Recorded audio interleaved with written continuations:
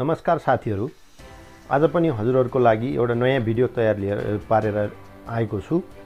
यो चाहिँ जानकारीमूलक भिडियो रहेको छ। कृपया च्यानललाई सब्स्क्राइब गरिदिनु होला अनि बेल आइकन दबाइदिनु होला।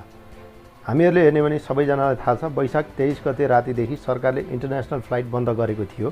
तर अब जुन 1 तारिक जेठको 18 गतेबाट कतार, चीन र टर्कीबाट सातामा एक उडान हुने भनेको छ र जसले 2वटा कोरोना खोप लगाउनु भएको छ उहाँहरूको कोरोना रिपोर्ट नेगेटिभ भएमा सिधा घरमा गएर 10 दिन क्वारेन्टाइनमा बस्दा हुने पनि भनिएको छ। तर जसले एउटा मात्र खोप लगाउनु भएको छ उहाँहरूले चाहिँ आफ्नो खर्चमा काठमाडौँमा होटल क्वारेन्टाइनमा 3 दिनसम्म बस्नुपर्ने छ र जसले खोप लगाउनु भएको छैन उहाँहरू 10 दिन काठमाडौँमा क्वारेन्टाइन होटल क्वारेन्टाइनमा चाहिँ बस्नुपर्ने छ भनेर यसरी नियम निकालिएको छ।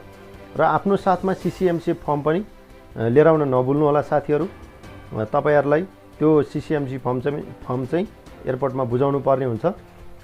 आशा छ सरकारले आउने दिनमा सम्पूर्ण खाडीमा भएको जनताको लागि अझै सहज रूपमा आउने अवस्था मिलाउने छ।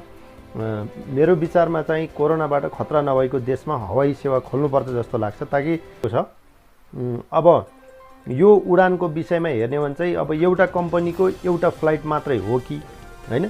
अब सातामा सम्पूर्ण कम्पनीको एक-एकवटा फ्लाइट हो त, त्यो चाहिँ मैले नि अलिकति बुझेको छैन हैन। त्यसको लागि चाहिँ अझ क्लियर रूपमा बुझ्नको लागि चाहिँ हजुरहरु चाहिँ टिकट लिनु भएको छ भने सम्बन्धित ट्राभलमा गएर बुझ्नु होला। सम्बन्धित ट्राभलमा गएर बुझ्नुभयो भने अझ क्लियर हुन्छ हैन। किन भन्दाखेरि भोलिको दिनमा दुःख पाउनु पर्दैन। आफूले जुन टिकट काट्नु भएको छ त्यो टिकटको डेटमा त्यो फ्लाइट परेको छ कि छैन त त्यो बुझ्नुभयो भने त्यो सजिलो हुन्छ।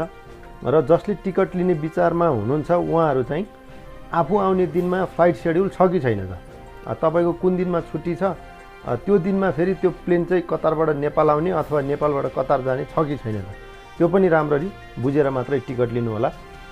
यति भन्दै साथीहरू, यो फ्लाइट शेड्युलको बारेमा चाहिँ कुनै जानकारी आएमा म हजुरहरूलाई जानकारी गराउने नै छु।